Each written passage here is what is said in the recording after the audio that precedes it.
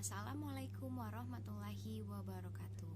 Perkenalkan, nama saya Lira Maharani. Saya dari kelas 12 Akuntansi 2. Di sini saya akan menjelaskan mengenai pembelajaran daring dan pedoman sertifikasi.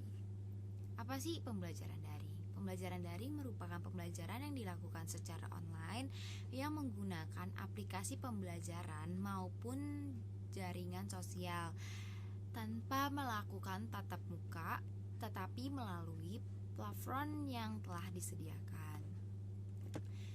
Nah, di dalam pembelajaran daring ini ada kelebihan dan kekurangannya. Yang pertama kita bakal bahas kelebihan dari pembelajaran daring. Yang pertama itu mudah mengetahui info dan mengakses materi atau bahan yang diberikan oleh guru. Nah, yang kedua pengumpulan tugas yang simpel. Yang ketiga bisa dilakukan dimanapun dan kapanpun.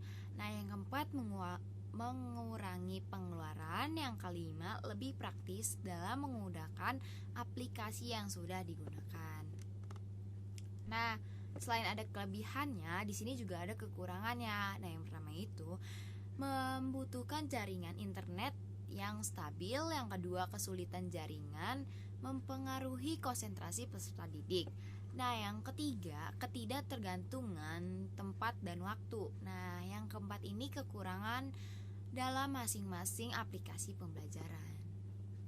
Nah, selain ada kelebihan dan kekurangannya, di sini juga ada dampak positif dan dampak negatif dari pembelajaran daring. Nah, kita bakal bahas dulu itu mengenai dampak positifnya. Apa aja sih dampak positifnya?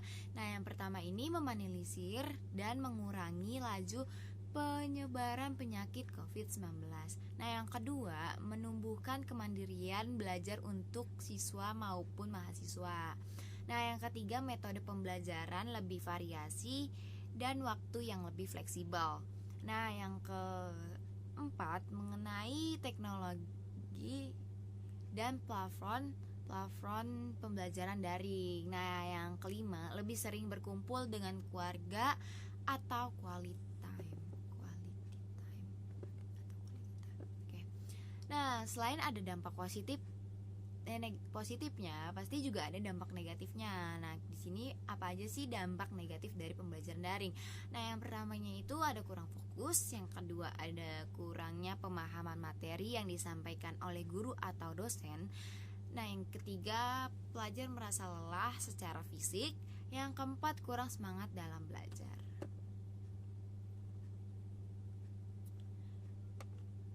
Nah, selanjutnya saya akan membahas mengenai sertifikasi kompetensi di SMK. Apa sih itu sertifikasi kompetensi? Yaitu proses pemberian sertifikasi kompetensi yang dilakukan secara sistematis dan objektif melalui uji kompetensi yang mengacu kepada standar kompetensi kerja nasional Indonesia. Nah, acuan sertifikasi kompetensi yang pertama itu ada Standar Kompetensi Kerja Nasional Indonesia atau disingkat SKKNI. Nah, yang kedua Standar Kompetensi Internasional. Yang ketiga Standar Kompetensi Khusus. Yang keempat Standar Kompetensi Lulusan SMK.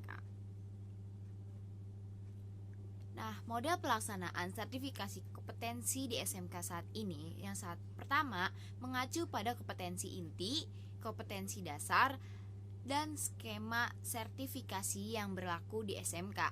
Yang kedua, dilaksanakan berkaitan dengan pembelajaran uji sekolah untuk SMK 3 tahun atau SMK 4 tahun. Nah, yang ketiga, menggunakan pola pelaksanaan sertifikasi kompetensi mandiri bekerja sama dengan DU atau DI. Yang keempat, menggunakan pedoman uji kompetensi keahlian atau yang disingkat dengan UKK diatur oleh keputusan Dirjendiknasmen. Nah, yang kelima, dilaksanakan pada setiap akhir tahun pembelajaran kelas 12.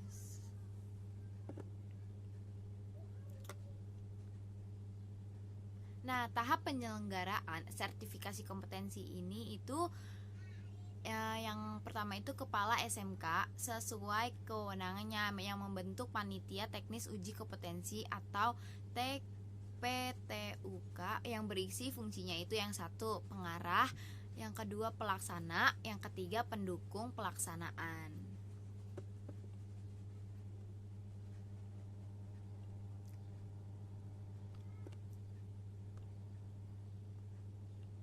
Nah, di sini ada kluster yang diuji pada saat ujian sertifikat kompetensi atau WSK.